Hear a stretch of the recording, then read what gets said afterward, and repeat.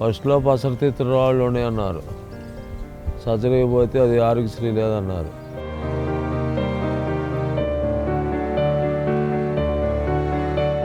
చేయించుకుంటే పుల్లారావు గారు CM funds కింద అక్కడ పార్టీ ఆఫీస్లో పెట్టా.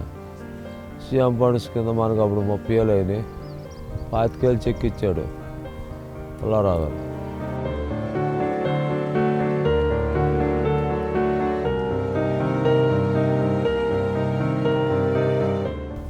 నడక ఆగిపోయింది. మళ్ళా మన పుల్లారావు గారు వచ్చారు, జోరుని వానలాగాడు వచ్చాడు. ఆయన ఏదో మనస్ఫూర్తికి ఇవ్వాలనుకున్నాడు, డబ్బుల కోసం కాదు. మనిషి వచ్చాడంటే నాకు అది ఆపుతా అనుకున్నా.